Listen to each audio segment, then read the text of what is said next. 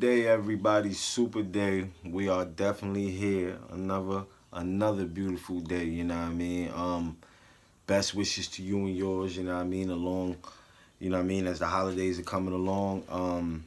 Yeah, man. I'm gonna definitely be picking up some other books, man. So if y'all in tune, definitely stay in tune. Um, I'm gonna be reading some ones that that I don't got any knowledge of, that I didn't read, you know what I mean? So I can get those awe moments with you, you know what I mean? And yeah, man, let's be beautiful today, man. You know what I mean? Uh Starting off from where we left off. Every man is what he is because of the dominating thoughts which he permits to occupy his mind. Thoughts which a man deliberately places in his own mind and encourages with sympathy, and with which he mixes any one or more of the emotions, constitute the motivating forces which direct and control his every movement, act, and deed comes now a very significant statement of truth. Thoughts which are mixed with any of the feelings of emotions constitute a magnetic force which attracts from the vibrations of the ether other similar or related thoughts.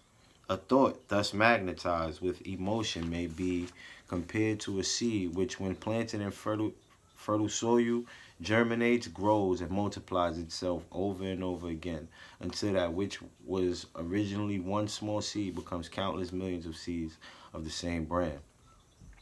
The ether is a great cosmic mass of eternal forces of vibration. It is made up of both destructive vibrations and constructive vibrations. It carries at all times vibrations of fear, poverty, disease, failure, misery, and vibrations of prosperity. Health, success, and happiness just as surely as it carries the sound of hundreds of orchestrations of music and hundreds of human voices, all of which maintain their own individuality and means of identification through the medium of radio.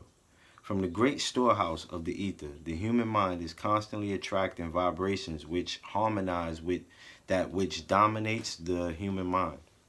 Any thought, idea, plan, or purpose which one holds in one mind attracts. From the vibrations of the ether, a host of its relatives adds these relatives to its own force and grows until it becomes the dominating, motivating master of the individual in whose mind it has been housed. Now, let us go back to the starting point and become informed as to how the original seed of an idea, plan, or purpose may be planted in the mind. The information is easily conveyed. Any idea, plan, or purpose may be placed in the mind through repetition of thought. This is why you are asked to write out a statement of your major purpose or definite chief aim. Commit to memory and repeat it in audible words day after day until these vibrations of sound have reached your subconscious mind. We are what we are because of the vibrations of thought, which we pick up and register through the stimuli of our daily environment. Resolve to throw off the influences of any unfortunate environment and to build your own life to order. Taking inventory of mental assets and liabilities, you will discover that your greatest weakness is lack of self-confidence. This handicap can be surmounted and timidity translated into courage through the aid of the principle of autosuggestion.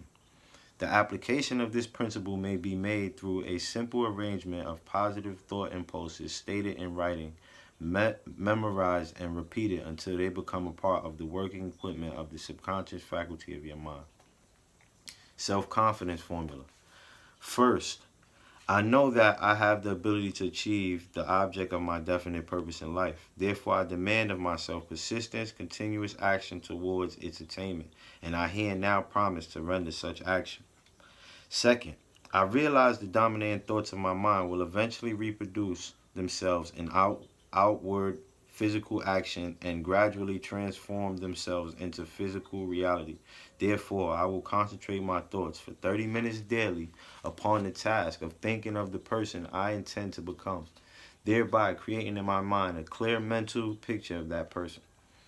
Third, I know through the principle of autosuggestion any desire that I persistently hold in my mind will eventually seek expression through some practical means of attaining the object back of it. Therefore, I will devote 10 minutes daily to demanding of myself the development of self-confidence. Fourth, I have clearly written down a description of my definite chief aim in life, and I will never stop trying until I shall have developed sufficient self-confidence for its attainment. Fifth, I fully realize that no wealth or position can long endure unless built upon truth and justice. Therefore, I will engage in no transaction which does not benefit all whom it affects. I will succeed by attracting to myself the forces I wish to use and the cooperation of other people. I will induce others to serve me because of my willingness to serve others.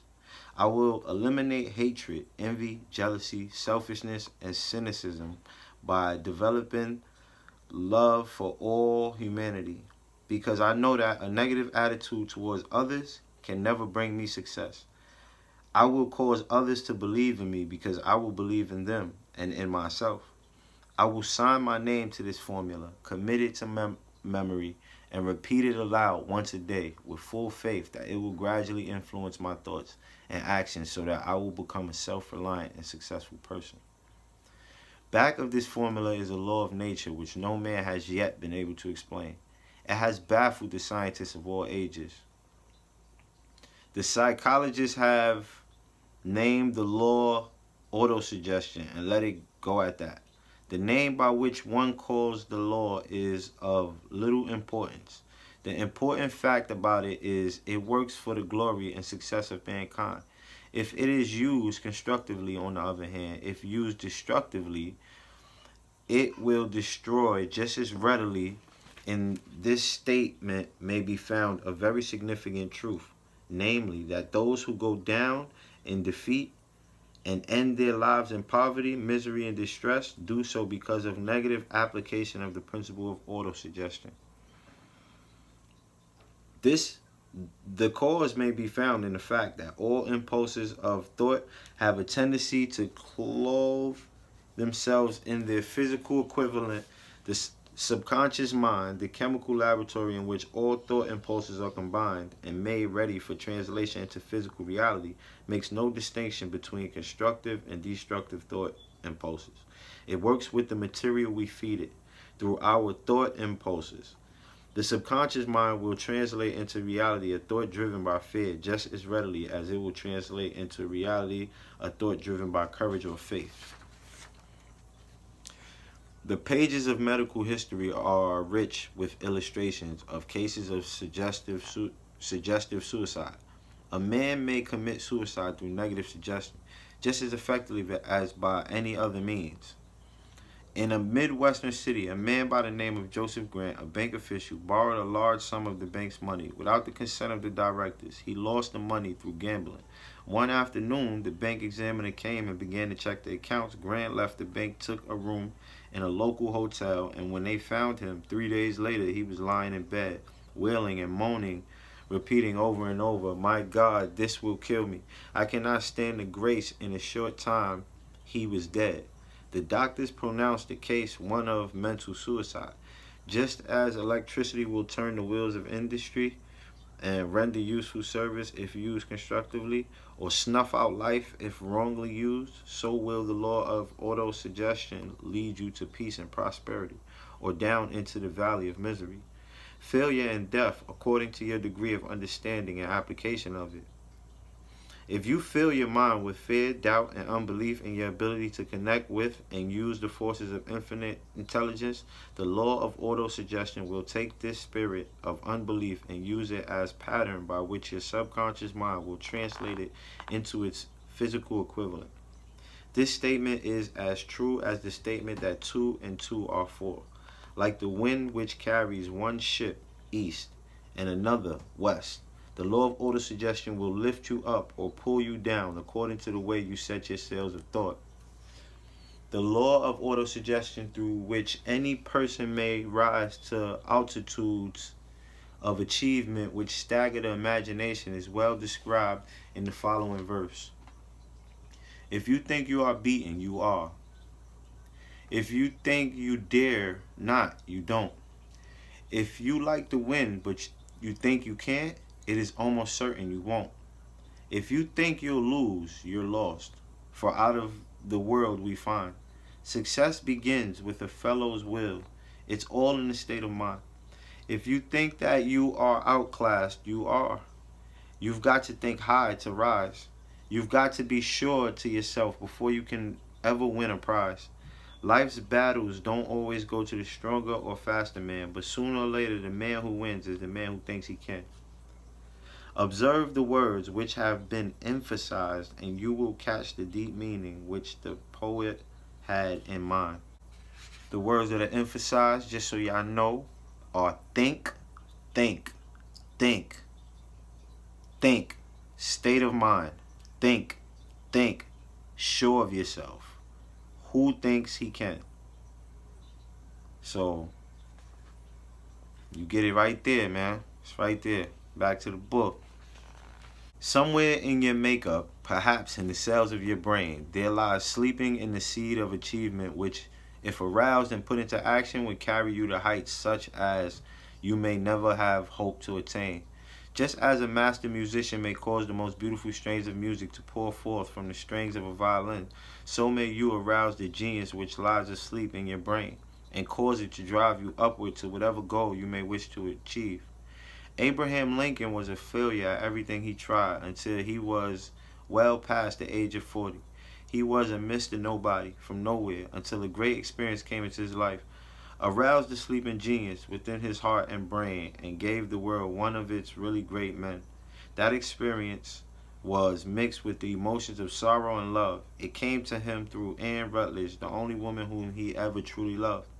It is a known fact that the emotion of love is closely akin to the state of mind known as faith, and this for the reason that love comes very near to translating one's thought impulses into their spiritual equivalent. During his work of research, the author discovered from the analysis of the life, work, and achievements of hundreds of men of outstanding accomplishments that there was the influence of a woman's love back of nearly every one of them. The emotion of love in the human heart and brain creates a favorable field of magnetic attraction which causes an influx of the higher and finer vibrations which are afloat in the ether. If you wish evidence of the power of faith, study the achievements of men and women who have employed it. At the head of the list comes the Nazarene. Christianity is the greatest single force which includes the minds of men. The basis of Christianity is faith. No matter how many people may have perverted or misinterpreted the meaning of the great force, and no matter how many dogmas and creed have been created in its name, which do not reflect its tenets, the sum and substance of the teachings and the achievements of Christ, which may have been interpreted as miracles, were nothing more nor less than faith. If there are any such phenomena as miracles, they are produced only through the state of mind known as faith. Some teachers of religion and many who call themselves Christians neither understand nor practice faith. Let us consider the power of faith, as it is now being demonstrated by a man who is well known to all civilization, Mahatma Gandhi of India. In this man, the world has one of the most astounding examples known to civilization of the possibilities of faith. Gandhi wields more potential power than any man living at this time, and this despite the fact that he has none of the orthodox tools of power, such as money, battleships, soldiers, and materials of warfare. Gandhi has no money, he has no home. He does not own a suit of clothes, but he does have power. How does he come by that power? He created it out of his understanding of the principle of faith, and through his ability to transplant that faith into the minds of 200 million people. Gandhi has accomplished through the influence of faith that which the strongest military power on earth could not, and never will accomplish through soldiers and military equipment. He has accomplished the astounding feat of influencing 200 million minds to coalesce and move in unison as a single mind.